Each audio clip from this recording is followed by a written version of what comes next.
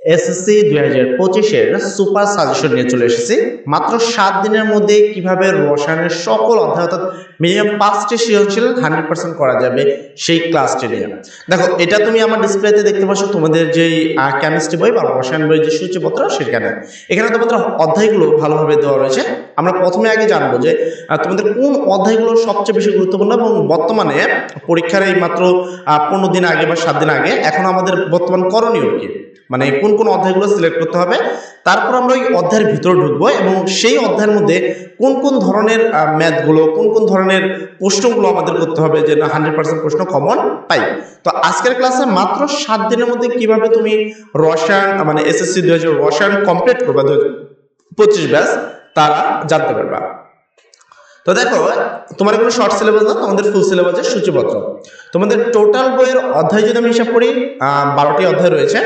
এই 12টি অধ্যায়ের মধ্যে সবচেয়ে গুরুত্বপূর্ণ যদি অধ্যায় কেউ বলে যে কোথা থেকে 100% প্রশ্ন আসবে, তাহলে সবচেয়ে বেশি যদি কেউ যদি গুরুত্ব বলে তাকে বলতে হবে 11 নম্বর অধ্যায়।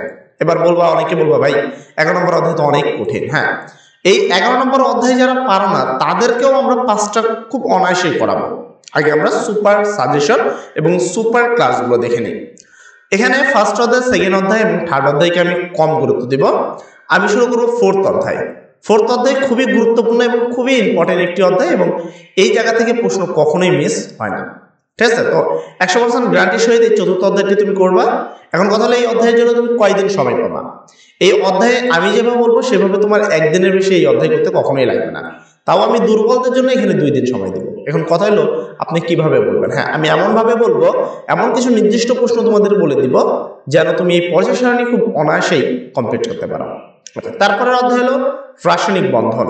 এরপরে তোমাদের অধ্যায়টার নাম হলো রাসায়নিক বন্ধন। এই অধ্যায়টাও কোনোবার এমন হয়নি যে এই অধ্যায় থেকে প্রশ্ন আসেনি, এখান থেকে 100% প্রশ্ন এসেছে এবং এই অধ্যায়টা করার জন্য আমি তোমাকে দেবো 2 দিন। তাহলে মোটামুটি তোমার 4 দিন হয়ে গেল। তারপরে তোমরা দেখতে পাচ্ছ মৌলের ধারণা ও রাসায়নিক গণনা। এই অধ্যায়টা করার জন্য আমি মেনত আসলে এই 2টা অধ্যায় মিলে আমি মূলত তোমাকে 3 দিন সময় দেবো। 4 দিন তো দেবো না, কারণ 3 দিনই এনাম, 2 দিনই এনাম। বাট আমি যে টপিকটা বলবো মাত্র কিছু টপিক যেগুলো করলে 100% মার্ক পাবা। তো এটা করতে কখনোই 3 দিন সময় লাগার কথা না কোনো ছাত্রেরই। তারপরেও অনেক ছাত্র যারা একটু কম পড়াশোনা করতে চায়, তারা এত বেশি পড়াশোনা যারা করতে চাচ্ছে না, তাদের জন্য মোটামুটি 3 দিনের মধ্যে এনাফ হয়ে যাবে। তারপর মূলের ধারণা ও রাসায়নিক গণনা, এখান থেকে ম্যাথমেটিক্স আসে। তো এখান থেকে আমি তোমাকে এটাকেও 100% গুরুত্ব দিব এবং এটার জন্য আমি তোমাকে মোটামুটি সময় দেবো 2 দিন। তাহলে হলো তোমার 5 দিন। এরপর দেখো রাসায়নিক বিক্রিয়া, এই অধ্যায় থেকেও 100% প্রশ্ন আসে। তো এখানে তুমি দেখতে পাচ্ছ 1, 2, 3, 4টি অধ্যায় আমি সিলেক্ট করছি এবং 4টি অধ্যায় থেকে 100% গ্যারান্টি যে 4টি সৃজনশীল প্রশ্ন তুমি পাবাই পাবা। আর একটা অধ্যায় এখানে সিলেক্ট করা আছে খনিজ সম্পদ, যেটা 11 নম্বর অধ্যায় এবং এই অধ্যায় থেকে 1টা থেকে 2টা সৃজনশীল প্রশ্ন তুমি 100% পাবা। মূলত আমার স্ক্যানে যেই কয়টা অধ্যায় তুমি দেখতে পাচ্ছ, মোট 5টা অধ্যায়। এই 5টা অধ্যায় করলে তুমি খুব অনায়াসে 6টা সৃজনশীল 100% কমন পাবাই পাবা। এবার অনেকে বলবা ভাই এই অধ্যায়টা তো অনেক কঠিন, তো এই অধ্যায়টা বাদ দিয়ে আমাকে করান। দেখো, এই অধ্যায়টা অনেক সহজ, মেন কথা আমরা করাতে পারিনি তাই এই অধ্যায়টা তোমার কাছে কঠিন মনে হচ্ছে। তো আমরা যদি করাতাম তুমি খুব ইজিলি এটা বুঝতে পারতো। যাই হোক, ব্যাপার না, আমরা এটা ব্যতীত আমরা আসি যে এই অধ্যায়টা ব্যতীত আমরা কোন অধ্যায়টা করবো এবং যে অধ্যায় থেকে 100% প্রশ্ন আসবে। সেক্ষেত্রে আমি তোমাকে একটা অধ্যায় দেখাচ্ছি, যে অধ্যায়টির নাম হলো ধাতু অধাতু। এই জায়গা থেকে তোমাদের ধাতু নিষ্কাশন একটা পদ্ধতি আছে, এখান থেকে প্রশ্ন আসে। অথবা তুমি 8 নম্বর অধ্যায়কেও সিলেক্ট করতে পারো, এই অধ্যায়টা থেকেও প্রশ্ন আসে। তো কোনো ছাত্র যদি মনে করে আমি 4, 5, 6, 7, 8 এই টানা 4টা অধ্যায় করবো, আমি বলবো 100% তুমি 5টা কমন পাবা। কোনো ছাত্র যদি বলে যে আমি প্রথম 4টা করবো আর এইটা করবো, আমি বলবো 100% তুমি 6টা প্রশ্ন কমন পাবা, মানে একবার 100% গ্যারান্টি যেখানে তুমি 6টা প্রশ্ন কমন পাবা। এবার আসি বাকি অধ্যায়গুলো থেকে কি প্রশ্ন আসে না? হ্যাঁ, অবশ্যই প্রশ্ন আসে, এমন তো নয় যে প্রশ্ন আসবে না। টোটাল প্রশ্ন কয়টা থাকে? 8টা।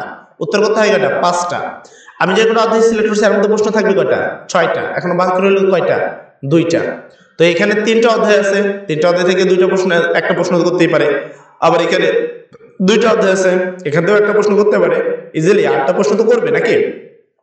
তো এটা গেল আমাদের সিলেকশন। এবার আমি বলবো হলো কোন কোন অধ্যায়গুলো এবং কোন কোন বোর্ডগুলো করবা। এট ফার্স্ট আমি যদি তোমাদের বলি হলো চতুর্থ অধ্যায়, যার নাম হলো পর্যায় সারণী। পর্যায় সারণীতে কি ধরনের কাজ করবা? পর্যায় সারণীতে টোটাল তোমাদের 3 ধরনের মানে কাজ করতে হবে বা 3 ধরনের প্রশ্ন উত্তর করতে হবে। নাম্বার 1, পর্যায় সারণীতে অবস্থান নির্ণয় 1 নম্বর প্রশ্ন। এই ধরনের প্রশ্নগুলো 2023 সাল, 2022 সাল এবং 2019 সাল, এই 3টি সালে যে প্রশ্নগুলো রয়েছে যেখানে বলা হয়েছে ইলেকট্রন বিন্যাসের সাহায্যে পর্যায় সারণীতে মৌলের অবস্থান নির্ণয় করো, এই ধরনের প্রশ্নগুলো করবা। তুমি একটা বোর্ড করলে একটাই, দুইটা করলে দুইটা, তোমার যে কটাতে করলে ভালো হয়। তারপরে 2 নম্বর প্রশ্ন। 2 নম্বর প্রশ্ন তুমি করবা আণবিক ভর বা আণবিক ব্যাসার্ধের ক্রম বিশ্লেষণ করো। আণবিক ভর অথবা আণবিক ভরে অথবা আণবিক তোমার যে আকার রয়েছে তার ক্রম বিশ্লেষণ করো। তাহলে কয়টা পদ্ধতি হলো? 2টা। প্রথম হলো ইলেকট্রনের মাধ্যমে তোমার কি করা, অবস্থান নির্ণয় করা। 2 নম্বর হলো কি আণবিক ভর বা এর মাধ্যমে কি করা, আণবিক ভরের ক্রম বিশ্লেষণ করা।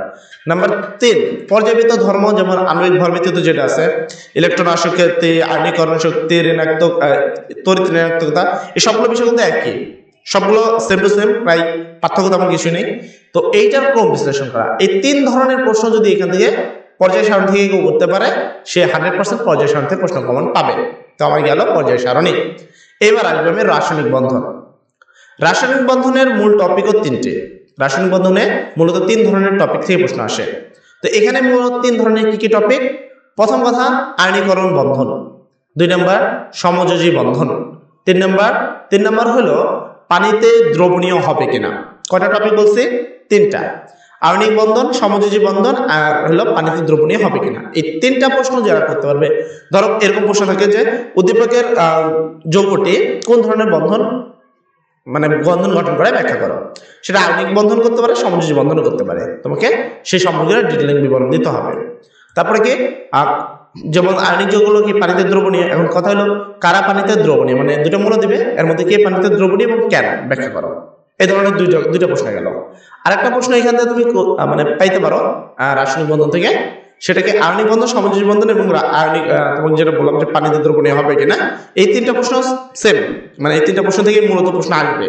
আর বাকি হলো আরেকটা প্রশ্ন থাকে গলনাঙ্ক স্ফুটনাঙ্ক, খ নম্বর প্রশ্নে। এটা আয়নিক বন্ধন যারা শিখবা তারাই অটোমেটিকলি পারবা। তো এটার জন্য আই হোপ যে তোমার কখনোই 2 দিন লাগবে না। 3টা প্রশ্ন 6টা প্রশ্ন। কেউ যদি ছাত্র মনে করে যে আমি 6টা প্রশ্ন পড়বো, একদিনে পড়ায় এনাফ, মানে সে যদি চায় একদিনে ইজিলি এগুলো করতে পারবে, ঠিক আছে, একদিনেই পারবে। বাট আমি তারপরও তোমাকে এই 6টা প্রশ্ন পড়ার জন্য 3 দিন সময় দিয়েছি, মানে হিউজ পরিমাণ সময় দেওয়া হয়েছে। একদিনে মাত্র 2টা প্রশ্ন পড়বা, আর একদিনে 2টা প্রশ্ন এসএসসি ব্যাচকে একটা নর্মাল ছাত্রও পারবে যাদের পরে পরীক্ষা হবে, ঠিক আছে। আচ্ছা, তারপর আসি আমরা 6ষ্ঠ অধ্যায়, যে অধ্যায় এলো মৌলের ধারণা ও রাসায়নিক গণনা। এখানে মেন টপিকগুলো কি, মেন টপিকের প্রশ্নগুলো কি, বা কোথা থেকে প্রশ্নগুলো আসে। এখানে যদি আমি তোমাকে 100% শিওর দিই যে এখান থেকে সর্বপ্রথম 100% গ্যারান্টি সহকারে দেব লিমিটিং বিক্রিয়ক অথবা দ্রবণের প্রকৃতি কেমন হবে। 2টা কথা একই, 2টা প্রশ্নও একই। তো এই প্রশ্নটা 100% থাকে যে মৌলের লিমিটিং বিক্রিয়ক, নিচে ঘ নম্বরে থাকে এই প্রশ্নটা, লিমিটিং বিক্রিয়ক দেখাও, বাট কোনটি লিমিটিং বিক্রিয়ক, অথবা বলে দ্রবণের প্রকৃতি কেমন হবে, এটা একটা প্রশ্ন গেল। আচ্ছা, গ নম্বর প্রশ্ন উপলক্ষে একটা প্রশ্ন থাকে ঘনমাত্রা নির্ণয় করো। কি নির্ণয় করো? ঘনমাত্রা নির্ণয় করো। এটা গেল তোমার 2 নম্বর প্রশ্ন। এখান থেকে তোমাকে অলরেডি আমি 2টা প্রশ্ন কিন্তু ইজিলি দিয়ে দিয়েছি। আর 3 নম্বর প্রশ্ন, এখান থেকে আর কি ধরনের প্রশ্নগুলো থাকে, এটা কিন্তু অনেকে বলতে পারো ভাই মৌলের ধারণা আর রাসায়নিক গণনা থেকে কি ধরনের আরেকটা প্রশ্ন বলে দেন। হ্যাঁ, আরেকটা প্রশ্ন তোমাকে বলে দিচ্ছে, এই জায়গা থেকে আরো একটা প্রশ্ন তোমাদের থাকে যে প্রশ্নটা হলো কিছু রাসায়নিক গণনা করতে হয়। যেমন আমি যদি বলি যে কেমন ধরনের রাসায়নিক গণনা, এই যে তোমার আয়তন নির্ণয় করতে বলা হয়, মোল সংখ্যা নির্ণয় করতে বলা হয়, বা অণুর সংখ্যা নির্ণয় করতে বলা হয়, কিছু কিছু প্রশ্ন এগুলো এরকম পাবা। তো এই মৌলের ধারণা ও রাসায়নিক গণনাতে 3টে টপিক পড়লে এনাফ, এখান থেকে তুমি একটা সৃজনশীল 100% কমন করবা। এই 3টে সৃজনশীল যেহেতু এখানে অঙ্ক রয়েছে আর লিমিটিং বিক্রিয়কটাও মোটামুটি বুঝার ব্যাপার আছে, তো এই জন্য আমি এই 3টে টপিক পড়ার জন্য তোমাকে 2 দিন সময় দিয়েছি। I hope enough for you. আচ্ছা, এখানে আসে রাসায়নিক বিক্রিয়া। এবার কথা হলো রাসায়নিক বিক্রিয়া থেকে কি কি পড়বো। রাসায়নিক বিক্রিয়া, রাসায়নিক বিক্রিয়াতে সর্বপ্রথম যেটা মাথায় আসবে সেটা হলো রিডাক্স এন্ড নন রিডাক্স বিক্রিয়া, মানে জারণ বিজারণ বিক্রিয়া যেটাকে আমরা বলি। যে উদ্দীপকের বিক্রিয়াটিকে জারণ বিজারণ বিক্রিয়া, প্রতিস্থাপন বিক্রিয়া। তো এই ধরনের প্রশ্নটা সর্বপ্রথম আসবে। নাম্বার 2, এখানে এখানে আরেকটা প্রশ্ন আমি মৌলের ধারণা রাসায়নিক গণনাতে আরেকটা জিনিস ভুলে গেছি। এখানে আরেকটা প্রশ্ন থাকে শতকরা সংযুক্তি নির্ণয় করো। কি নির্ণয় করো? শতকরা সংযুক্তি, আণবিক সংকেত ও স্থূল সংকেত নির্ণয় করো। এর জন্য আমি এখানে 2 দিন, আমিও তো ভাবছি যে এখানে মাত্র 2টা টপিকের জন্য তোমাকে আমি 2 দিন কেমন দিলাম। এখানে আরো 2টা টপিক ছিল, সেটা হলো আণবিক সংকেত নির্ণয় করা একটা টপিক, আর হলো শতকরা সংযুক্তি নির্ণয় করা একটা টপিক। এই থেকে টোটাল তুমি প্রশ্ন পাবা। এবার আমি আবার ঘুরে আসি রাসায়নিক বিক্রিয়া।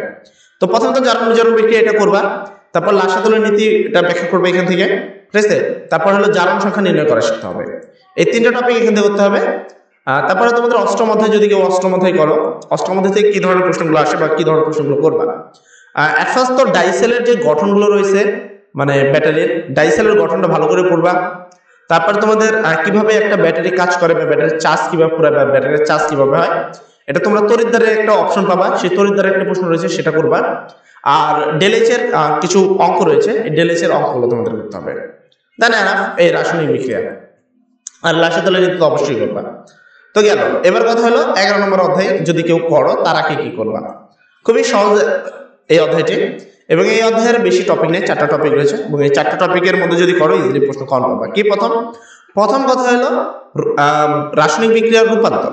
বিভিন্ন বিক্রিয়া থাকে, যে ধরো অ্যালকোহল আছে, অ্যালকোহল থেকে জৈব রাসায়নিক উৎপন্ন করতে হবে, বা জৈব অ্যাসিড আছে সেখান থেকে তোমার অ্যালকেন উৎপন্ন করতে হবে, এ ধরনের কিন্তু প্রশ্নগুলো থাকে। তো এই রূপান্তরগুলো তোমাকে শিখতে হবে, এখান থেকে ম্যাক্সিমাম প্রশ্ন থাকে। তারপর আরেকটা প্রশ্ন থাকে তোমার হলো কিভাবে ক্লোরিনের মধ্যে মানে মিথেনের মধ্যে ক্লোরিন চালনা করলে কার্বন টেট্রাক্লোরাইড উৎপন্ন হয়, অ্যালকেনের প্রস্তুতি বা যে রাসায়নিক দ্রব্যগুলো আছে তার প্রস্তুতি। এই কয়টা টপিক যদি কেউ জীবাশ্ম জ্বালানি থেকে পড়ে নেয় তার আর কোনো প্রশ্ন পড়তে হবে না। তো আশা করি এইটা পড়তে তোমার মোটামুটি, এইটা পড়তে তোমার 5 দিন লাগছে, তুমি এখান থেকে যে কোনো একটা অধ্যায় পড়ো, এটা পড়তে 1 দিন, এটা পড়তে তো এখানে 7 দিন হয়ে যাবে, অথবা তুমি এইটাই পড়ো 2 দিনে, 7 দিন হয়ে গেল। 7 দিনের মধ্যে এনাফ তোমার এই রাসায়নিক মানে পুরো রসায়ন বইটি কভার করা। আশা করি তুমি আমার কথাগুলো বুঝতে পারছো। তারপর যদি কোনো সমস্যা থাকে কমেন্ট সেকশনে অবশ্যই বলবা, সেক্ষেত্রে আমরা তোমার সেই প্রবলেমগুলো সলভ করে দেবো ইনশাআল্লাহ। সবাই ভালো থাকো, সবার জন্য দোয়া করি। আসসালামু আলাইকুম।